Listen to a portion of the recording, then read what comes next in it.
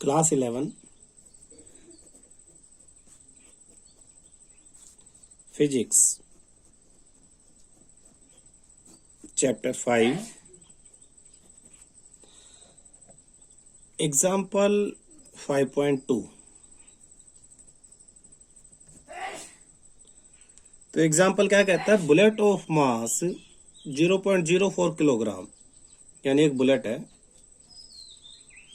इस तरह पे, इसका जो मास है वो आपके पास है 0.04 kilogram. Moving with the speed of, और इसकी जो स्पीड है, वेलोसिटी, इनिशियल वेलोसिटी जिस पे हमने उसे देखा, इनिशियल वेलोसिटी u, वो आपकी 90 मीटर पर सेकेंड। एंटर से हैवी वुडन ब्लॉक, वो एक लकड़ी में एंटर कर जाती है, ये अंदर यहाँ थी जब उसकी स्पीड 90 मीटर पर सेकंड थी, एंटर कर गई अंदर कहीं, और यहाँ पहुंच के वो कहीं जाके रुक गई, और 60 सेंटीमीटर के डिस्टेंस पे वो जाके रुक जाती है।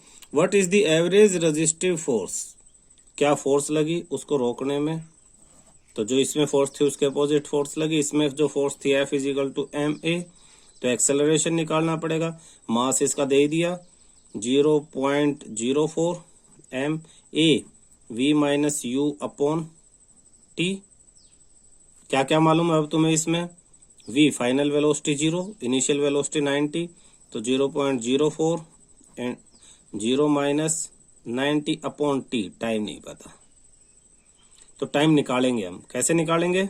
ये यहाँ रुक जाते हैं तो फाइनल वेलोसिटी 0 मीटर पर सेकंड, u है, v है और s है, तो s is equal to ut plus half A T square, एक है 2as equal to V square minus U square, दूसरा है। हम सीधा ये निकाल के a निकाल सकते हैं, ये सब करने की भी जरूरत नहीं है। देखना 2a हमें मालूम नहीं है, s 60 सेंटीमीटर, तो 60 अपॉन 100 इक्वल टू 0 का स्क्वायर माइनस 90 स्क्वायर, तो 0 से 0, 6 2 जा 12 upon 10a equal to minus 90 into 90, a equal to minus 90 into 90 upon 12 multiply 10, तो a की वैल्यू सीधी हम यहाँ रख देंगे। f is equal to M A, f is equal to m 0.04 into acceleration minus 90 multiply 90 multiply 10 upon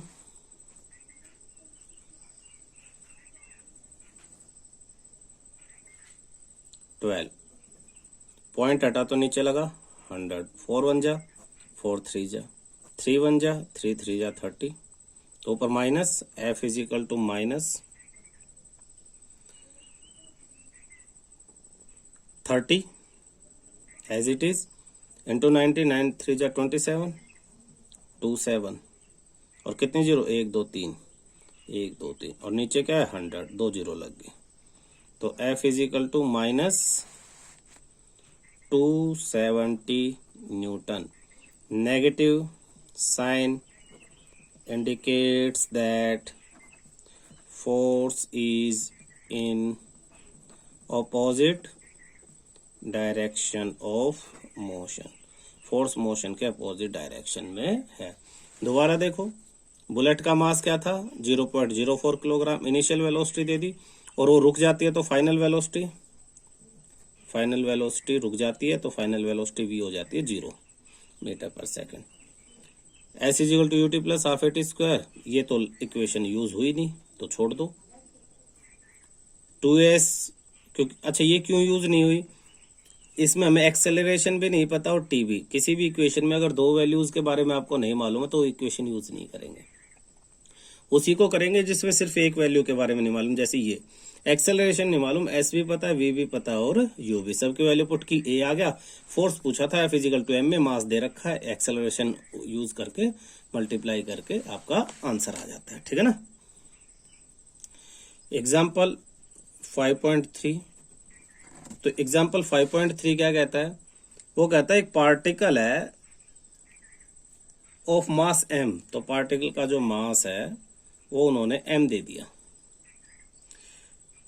और वो जो motion है उसको डिस्क्राइब करता है y is equal to U T plus half G T square. y मतलब vertical direction, ऐसे ऊपर नीचे किसी भी डायरेक्शन में जा रहा है। तो इक्वेशन ये है g acceleration due to gravity. Find the force F पूछा हुआ है। तो force F is equal to M a. अगर एक्सेलरेशन पता लग जाए तो फोर्स भी पता लग जाएगी। एक्सेलरेशन कैसे, एक्सेलरेशन क्या होता है dv अपॉन में dt, और v क्या होता है ds अपॉन dt, डिस्टेंस। यहाँ डिस्टेंस क्या है y, तो अगर हम dy अपॉन dt निकालेंगे तो ये क्या हो जाएगा v, तो इसको डिफ्रेंशिएट कर दो, ut का सिर्फ बचेगा u और प्लस में हाफ जी टी स्क्वायर का हो जाएगा 2t, 2 से कैंसिल 2, तो v की वैल्यू आ जाती है आपके पास u प्लस में जी टी। क्लियर। अब acceleration is equal to d v upon d t, change in velocity with respect to time, तो इसको डिफ्रेंशिएट कर देंगे, u का 0 हो जाएगा और जी टी का सिर्फ बचेगा g, तो आपके पास देयरफॉर एक्सेलरेशन आ जाती है g। नाउ फोर्स पूछा था F is equal to M a, acceleration की जगह g, तो F is equal to m g, ये आपका आंसर है। एक टॉपिक है इसमें हमारा impulse. Impulse, what is impulse? Product of force and time is called impulse, जहां पे टाइम ड्यूरेशन जो होगी वो स्मॉल होगी, ठीक है ना। तो हम इम्पल्स कहेंगे it is the product of force and time, therefore impulse equal to force into time duration. तो ये इम्पल्स का फॉर्मूला है। इसको थोड़ा सा चेंज करेंगे, कैसे करेंगे? फोर्स का फॉर्मूला क्या है? एफ, एफ का फॉर्मूला एम ए, इनटू में time duration change in time. Acceleration क्या है? M, change in velocity upon change in time, into में चेंज इन टाइम, इससे ये कैंसिल, तो बचा क्या? Mass into change in velocity. तो इम्पल्स का मतलब क्या है? ये पूरा एम वी मोमेंटम, अगर वेलोसिटी चेंज हो रही है तो चेंज इन मोमेंटम। तो therefore impulse is change in momentum. किसी भी ऑब्जेक्ट के मोमेंटम में जो चेंज आता है, सडन चेंज, उसी को हम क्या कहते हैं? इम्पल्स कहते हैं, ठीक है। अच्छा, नेक्स्ट करो अब example 5.4। A Batman hits the back A ball straight in the direction the bowler without changing its initial speed of 12 meter पर सेकेंड। एक बॉल आई ऐसे, बैटमैन के बैट से टकराई और बैटमैन ने उसको उसी डायरेक्शन में भेज दिया। इसकी जो इनिशियल स्पीड थी वो थी 12 मीटर पर सेकंड, और वापस भी उसी स्पीड पे गया 12 मीटर पर सेकंड, लेकिन डायरेक्शन चेंज है तो ये माइनस हो जाएगी। तो ये इनिशियल स्पीड और ये आपकी final speed. Initial velocity 12 meter पर सेकंड और फाइनल वेलोसिटी माइनस 12 मीटर पर सेकंड। फिर कहा if the mass of the ball, mass ball का कितना है? 0.15 kilogram, determine the impulse imparted to the ball. Bat ने बॉल में कितनी इम्पल्स जो है वो जनरेट की, डाल दी। मान लो कि बॉल बिल्कुल लीनियर है, इधर उधर मूव नहीं की, मान लेते लैटिस ने क्वेश्चन में कहा है। तो अभी अभी इम्पल्स में क्या कहा हमने? Change in momentum. तो change in momentum is equal to change in momentum impulse है, impulse equal to change in momentum, change in momentum mass into change in velocity, mass change in velocity का क्या formula है? Final velocity minus initial velocity.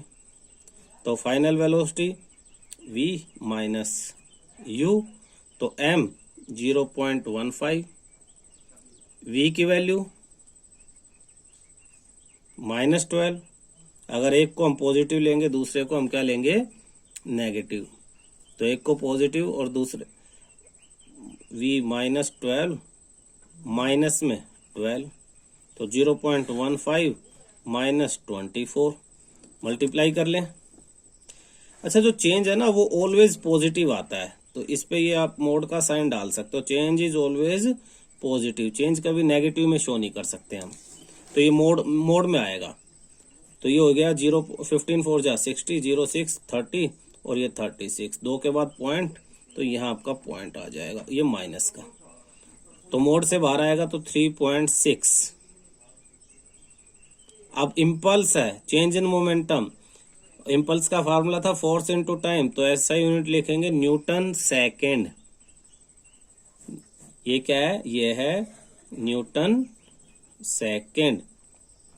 क्यों लिखा हमने ये, क्योंकि हमें पता है impulse equal to force into time duration, तो इसी के अकॉर्डिंग हम इसके क्या लिखेंगे, एसआई यूनिट लिखेंगे, न्यूटन सेकेंड यूनिट है इम्पल्स की। ठीक है, अब हमारे पास एग्जाम्पल 5.5। तो एग्जाम्पल 5.5 क्या कहता है, 2 identical billiard ball strike rigid ball with the same speed but at different angle. कहता है ये एक दीवार है, फिगर बनाया हुआ है क्वेश्चन में, देखो उसे ध्यान से। तो कहता है एक बॉल आती है एज शोन इन फिगर 5.6, एक बॉल आई ये और बिल्कुल 90 डिग्री पे आई, टकराई और वापस चली गई, जिस स्पीड से आई थी उसी स्पीड से वापस चली गई। लेकिन ये जो दूसरी बॉल है ये वाली,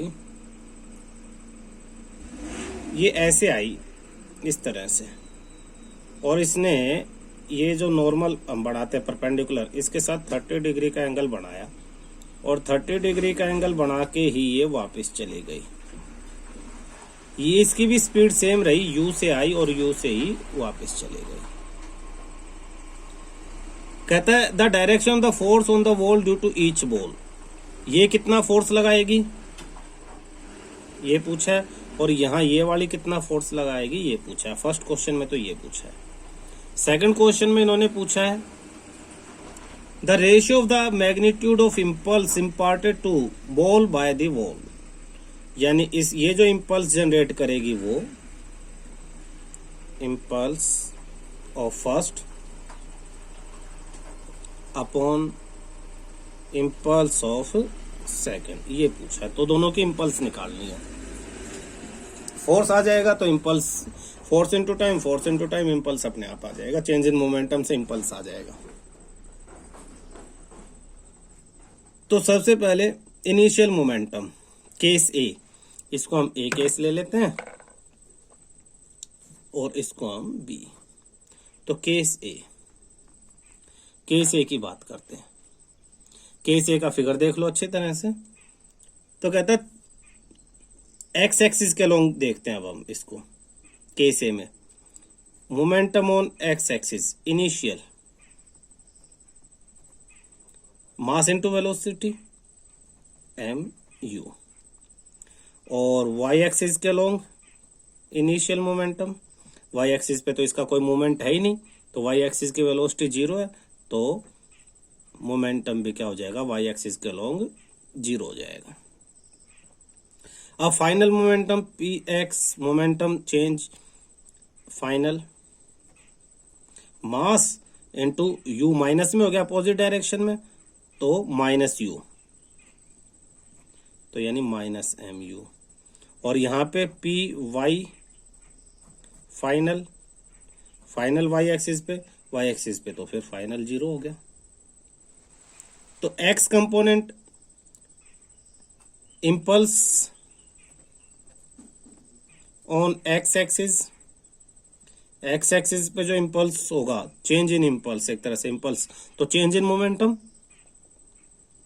एक्स एक्सिस पे change in momentum, final minus initial, p x final minus p x initial, यानी minus m u minus m u, ये हो गया माइनस 2mu। अब y impulse on y axis, y axis के अलोंग 0 माइनस 0, तो ये तो 0 ही रह गया। ठीक है, अब क्या है, अब दूसरे ऑब्जेक्ट को देखते हैं हम। दूसरे ऑब्जेक्ट में ये जो है, इसको हम दो कंपोनेंट में ब्रेक कर लेंगे।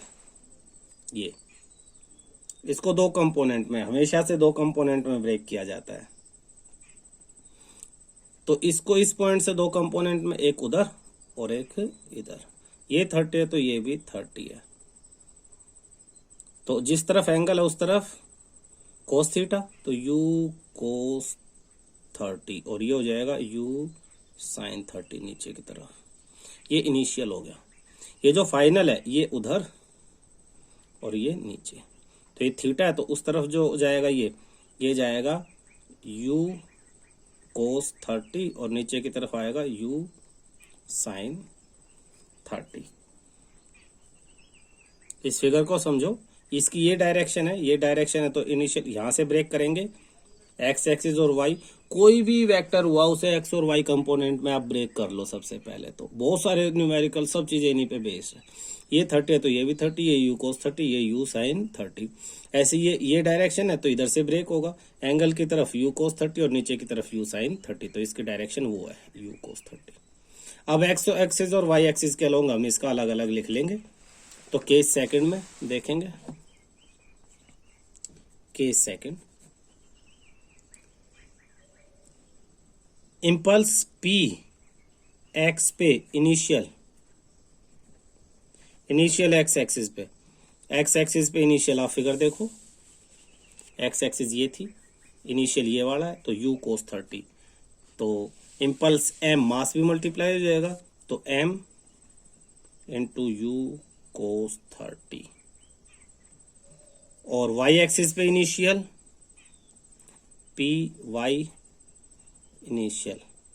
इनिशियल यानी पहले वाले का, y एक्सिस पे ये देखो y नीचे की तरफ आ रहा है, तो y एक्सिस पे नीचे की तरफ नेगेटिव होता है और ऊपर की तरफ पॉजिटिव होता है, तो u sin थीटा, लेकिन क्या हो जाएगा माइनस में, तो ये हो जाएगा impulse minus m u sine theta. ऐसे ही p एक्स पे फाइनल, p एक्स पे फाइनल, एक्स एक्सिस पे फाइनल, ये देखो ये फाइनल यानी इस वाले का कंपोनेंट, एक्स एक्सिस यानी ये एक्स एक्सिस के पैरेलल u cos थीटा, लेकिन ये अपोजिट डायरेक्शन में जा रहा है, उस तरफ x नेगेटिव होता है, उस तरफ पॉजिटिव होता है, तो माइनस m मल्टीप्लाई हो जाएगा, इम्पल्स है तो m u cos 30 minus m u cos 30 degree.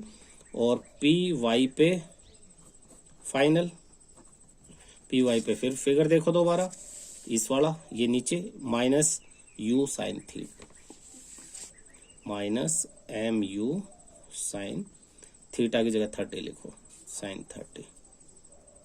ठीक है, तो इसमें चेंज निकाल लेंगे, x component impulse on x axis का जो कंपोनेंट होगा फाइनल माइनस इनिशियल, तो एक्स एक्सिस पे final minus m u cos 30 minus m u cos 30, तो ये हो जाएगा माइनस 2mu cos 30 की वैल्यू, cos 30 की वैल्यू हो जाती है आपकी √3/2।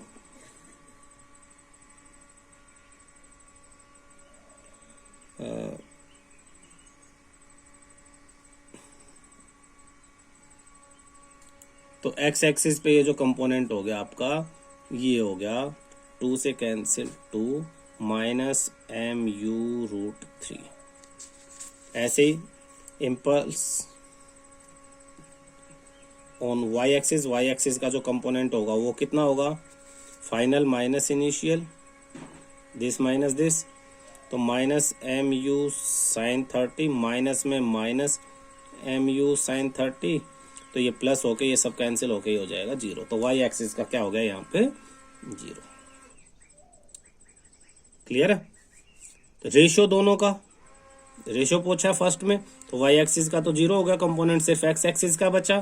तो रेशो हम निकालेंगे। रेशो फर्स्ट का क्या आया था -2mu, अपॉन में सेकंड का क्या आया था -mu√3, माइनस से माइनस, एम से एम, यू से यू, 2/√3 और अप्रोक्सीमेट 1/2। ये आपका आंसर आ जाता है। ये तो इम्पल्स है। फर्स्ट केस में क्या पूछा, दोनों केस में फोर्स पूछा है ना। आपसे पूछा है डायरेक्शन ऑफ फोर्स, फोर्स की डायरेक्शन। तो देखो यहाँ फोर्स, ये परपेंडिकुलर है ना, तो यहाँ फोर्स क्या लगेगा, परपेंडिकुलर लगेगा। और अगर इसे कोई कहे कि 30 डिग्री पे लगेगा, तो ऐसा कुछ नहीं है, फोर्स हमेशा परपेंडिकुलर ही एक्ट करता है। तो यहाँ भी फोर्स कैसे लगेगा, परपेंडिकुलर। यहाँ से आया यहाँ गया, तो इस पॉइंट पे नॉर्मल के अलोंग फोर्स लगेगा। तो डायरेक्शन ऑफ फोर्स दोनों केसेस में क्या है, in both cases, in direction of force लिखा रहे हैं, in both cases direction of forces, force on wall is normal to the wall, normal to the wall, normal मतलब perpendicular to the wall। Clear है, question complete. अच्छा, जैसे हमने है ना फ्रिक्शन फोर्स की बात की थी, ऐसे ही एक फोर्स आता है आपका स्प्रिंग फोर्स। स्प्रिंग फोर्स, आप जब भी किसी स्प्रिंग को प्रेस करते हो, ये स्प्रिंग है, आप इसे उधर प्रेस करोगे तो ये अपोजिट डायरेक्शन में फोर्स लगाएगा। आप प्रेस करोगे इस डायरेक्शन में, ये अपोजिट डायरेक्शन में फोर्स लगाएगा। तो जो फोर्स लगाएगा इसका फॉर्मूला क्या है, F = -kx। यहाँ पे x, ये k तो क्या है, spring constant, spring constant, x क्या है, डिस्प्लेसमेंट। कौन सा डिस्प्लेसमेंट, जितने पॉइंट तक आप इसे कंप्रेस करते हो। सपोज ये स्प्रिंग है और आप इसे कंप्रेस करके और इतना छोटा कर देते हो, इतना यहाँ, तो आपने इतना डिस्टेंस तक इसे कंप्रेस कर दिया, तो ये आपका x है। ठीक है ना। और नेगेटिव साइन क्या इंडिकेट करेगा, नेगेटिव साइन इंडिकेट करेगा तो स्प्रिंग फोर्स इज ऑलवेज